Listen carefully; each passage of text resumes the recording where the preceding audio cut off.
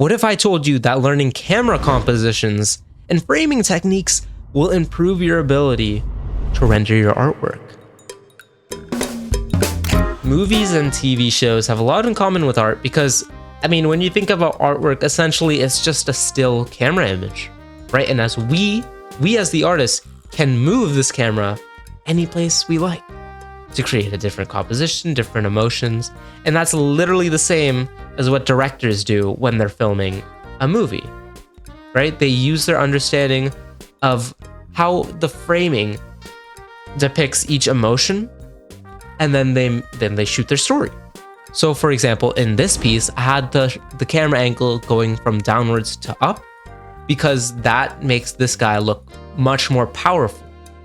And if you take a look at this next one, again, I use that here, but this has a little different meaning because this guy is lower than this guy. And even though this guy is bigger, this guy still seems like seems like she's powerful, but the amount of contrast and the fact that she's higher here shows that this is the real boss of the piece. Here as well, this wasn't one of my best artworks, but you can see I used the legs to frame this person in, and they're smaller, but since there's so much contrast here, again, it makes them seem powerful. And here, this is just like a off-balance shot, right? Which makes it seem much more dynamic than if it was just straight on. If you can imagine that. If it's just straight on, it doesn't have that sense of movement that this diagonal gives. And all of this I learned from just 1 year of my camera class. Here, let me show you.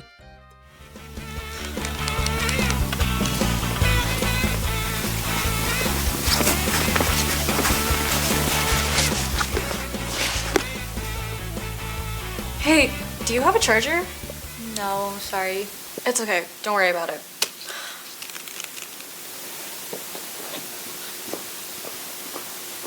Bob, do you have like a MacBook charger by any chance? A charger? A charger? Sorry, I don't. Oh, it's okay. No worries. Thank you. Yeah, I have a charger. Not gonna tell her though. Most of that was pretty basic framing, but here is like a more complex angle. You could see how even just in film, I'm using these zippers, the bag zippers, to isolate the subject, which is, you know, my friend here, and make her the star of the show. So now that you have an understanding of how we can use framing, even just basic framing, let's go on to the actual tutorial. All right, so here's some easy perspective angles you can try. They're much more complex because artwork is more, well, it's a single frame, right? So we want the composition, we want the framing to be a lot more interesting than just a regular film, right? That you saw. Most of the shots were pretty plain, pretty stable, because there was no need to do some crazy angles. So the first one you could try is an off-balance shot. As you saw in the Mario one, it gives a feeling of movement, but depending on the scene, right? If it's a scary scene, it can give feelings of uneasiness because the elements on the page, if they're not doing anything, it feels like they're gonna fall over, right? They're off balance. An undershot that I showed you before with the Splatoon 1 and the Wizard 101 one, it makes the characters look powerful. And as a contrast, an overshot, which is where you're looking down, makes the character look small, right? They're small. It's like you're an 8th grade bully picking on like a 2nd grader for reading Diary of a Wimpy Kid. Like, I don't ask me why I know that.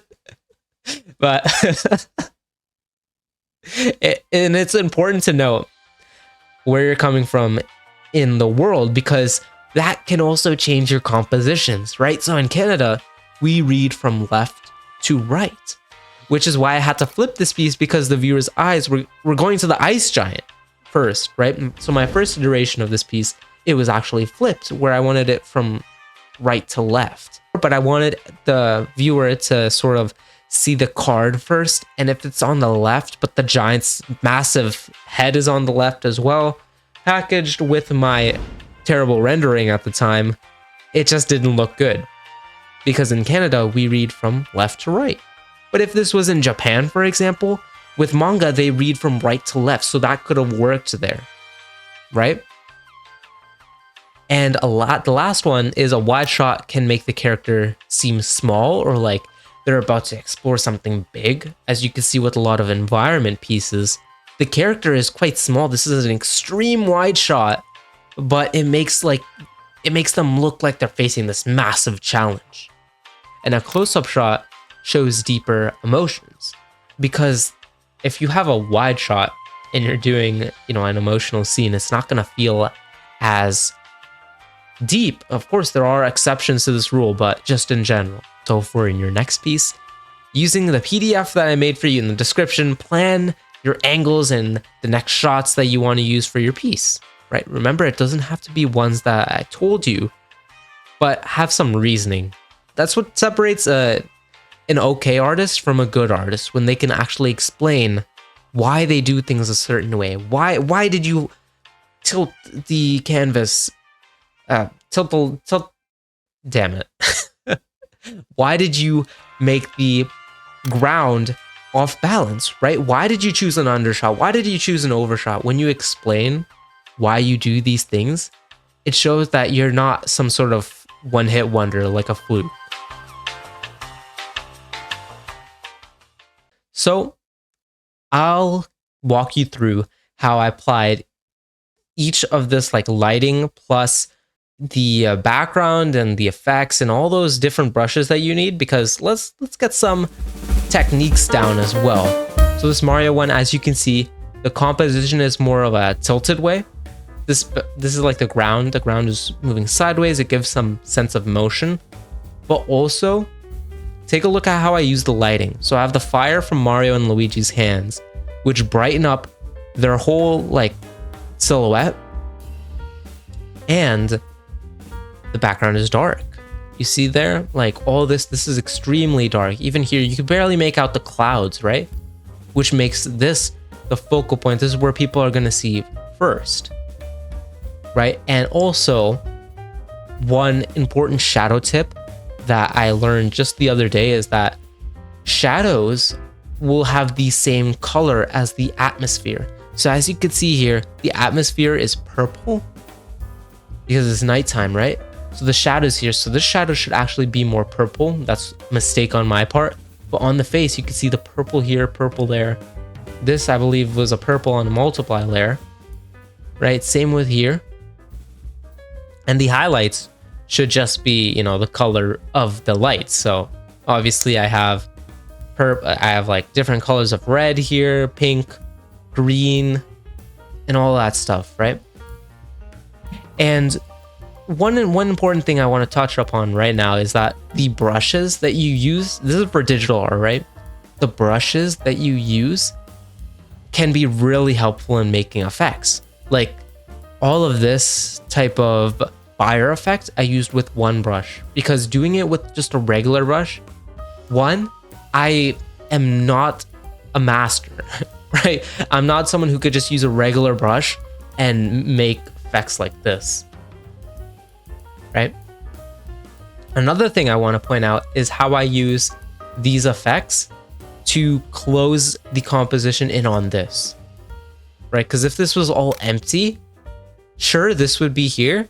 It also removes the sense of movement because there's a cyclone, but it makes so much negative space that the darkness will be competing with the brightness here, because if they're roughly equal, that's not good.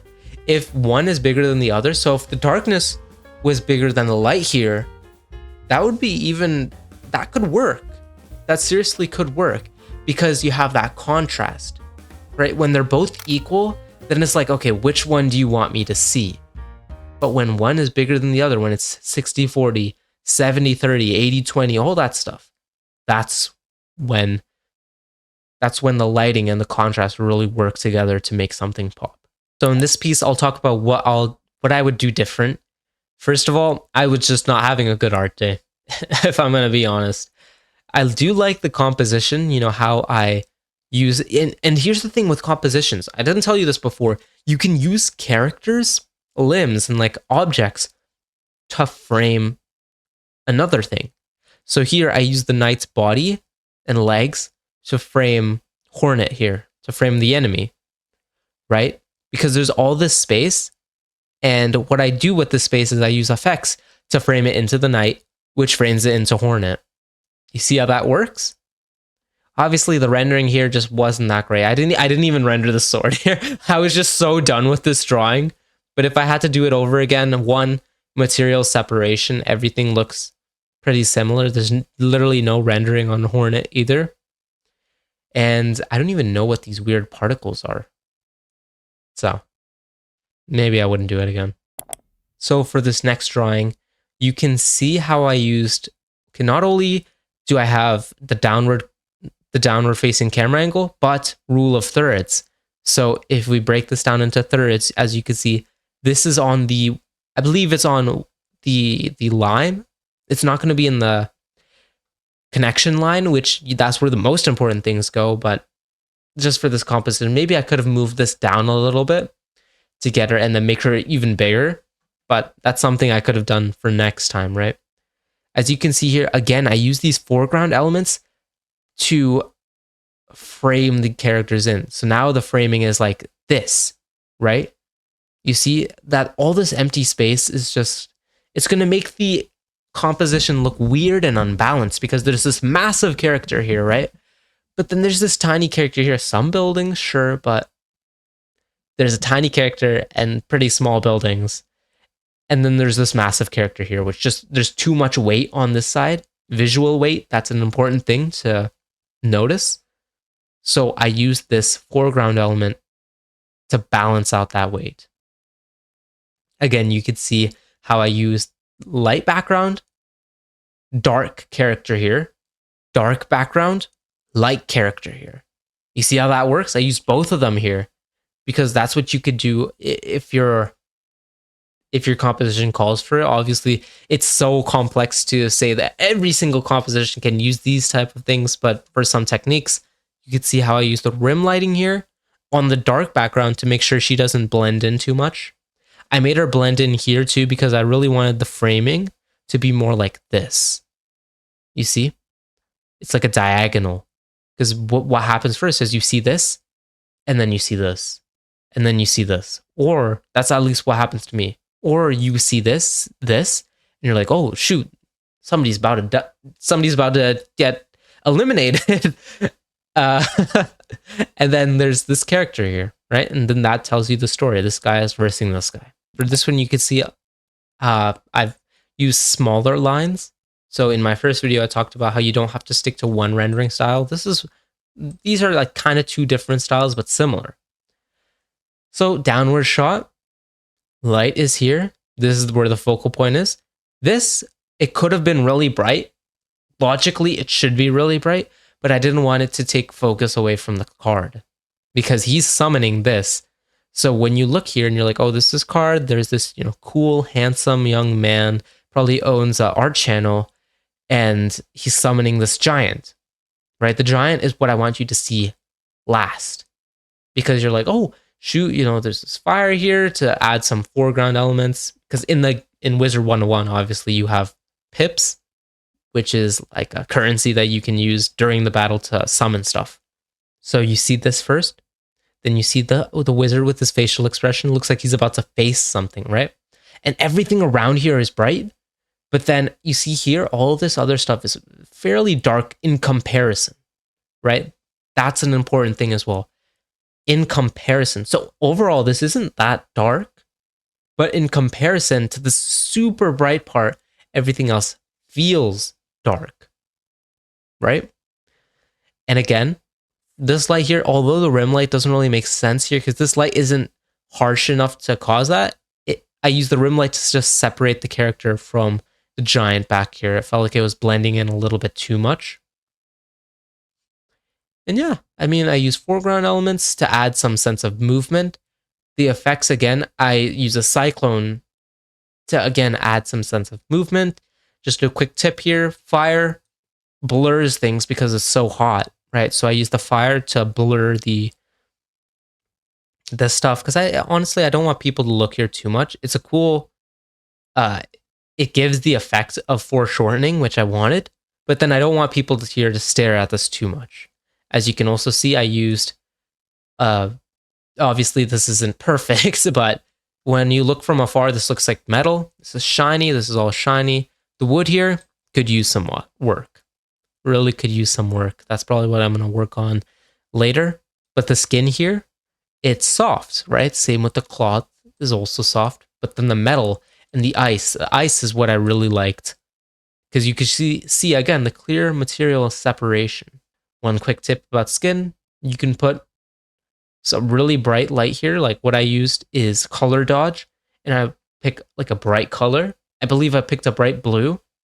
And then on the edge, I'd pick like a dark pink to simulate subsurface scattering, which is basically light goes through your skin.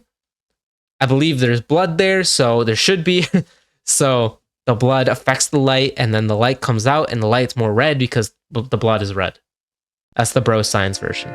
So make sure whatever you've learned in this video, use it on your next piece, please. Because if you don't, then what was the point of watching this video, right? And feel free to comment down below if anything was unclear or anything you want me to cover in my next episode on how to render. Thanks for watching, and as always, take action.